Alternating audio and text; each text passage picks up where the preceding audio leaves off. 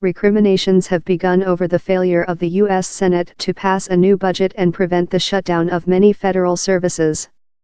A bill to fund the federal government for the coming weeks did not receive the required 60 votes by the deadline of midnight on Friday.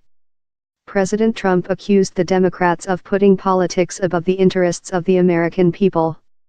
The Democrats blame him for rejecting bipartisan compromise proposals. Both the Republican and Democrat congressional leaders say they will keep talking, and the White House budget chief has expressed optimism that a resolution will be found before Monday. But if not, hundreds of thousands of federal workers face the prospect of no work and shuttered offices at the start of the working week. The last government shutdown was in 2013, and lasted for 16 days. This is the first time a government shutdown has happened while one party, the Republicans, controls both Congress and the White House. But they do not have enough seats in Congress to pass major legislation without at least some support from the Democrats. The Republicans want funding for border security, including the border wall, and immigration reforms, as well as increased military spending. The Democrats have demanded protection from deportation of more than 700,000 undocumented immigrants who entered the U.S. as children. The Republicans added a sweetener to the bill in the form of a 6-year extension to a health insurance program for children in lower-income families. But Democrats want this program extended permanently. Mr. Trump accused the Democrats of being far more concerned with illegal immigrants than they are with our great military or safety at our dangerous southern border.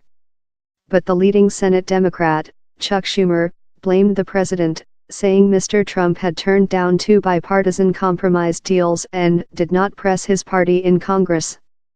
Negotiations in both houses of Congress will continue on Saturday, and Democrats and Republicans are also due to hold separate meetings. Anthony Zurcher, Newsbay News, Washington. The game of chicken ended with a head-on crash. Republicans are anxious to label this the Schumer shutdown, and, essentially, they're right.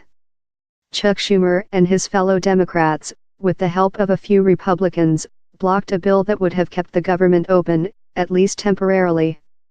Determining responsibility and apportioning blame, however, are two decidedly different endeavors.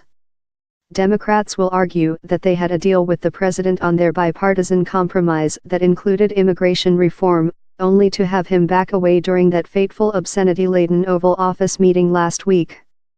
Republicans will frame this as liberals putting undocumented immigrant protections over military readiness and health insurance for poor kids.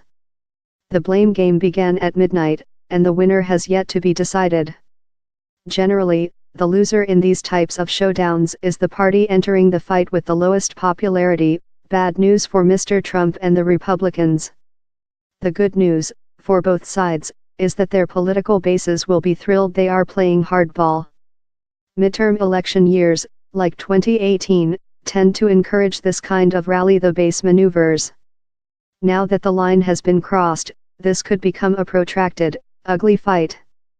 The U.S. budget must be approved by October 1, the start of the federal financial year. But Congress has often failed to meet this deadline, and negotiations continue well into the new year, with the previous year's funding to federal agencies extended on a temporary basis. Because Congress failed to agree an extension that would have maintained government funding through to February 16, it means many federal agencies effectively closed for business as of 00:01 Saturday, 5:01 GMT. Most staff in the departments of Housing, Environment, Education, and Commerce will be staying at home on Monday.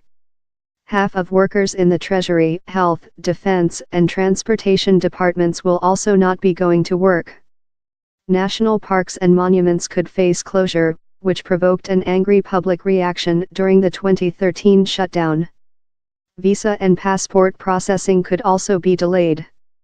But essential services that protect life or human property will continue, including national security, postal services, air traffic control, inpatient medical services, emergency outpatient medicine, disaster assistance, prisons, taxation, and electricity generation. The shutdown began on the first anniversary of President Trump's inauguration.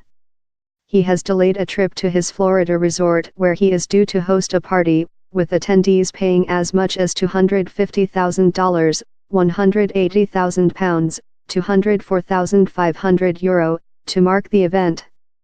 Many federal employees were forced to take a leave of absence, officially known as being furloughed, during the 16 days of shutdown.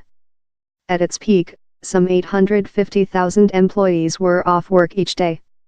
It cost the government $2 billion in lost productivity and led to significant negative effects on the economy, the OMB said at the time. Donald Trump, interviewed by Fox and Friends at the time, laid the blame for the shutdown with the then president, Barack Obama. "The problems start from the top and have to get solved from the top," he said. "The president is the leader, and he's got to get everybody in a room and he's got to lead."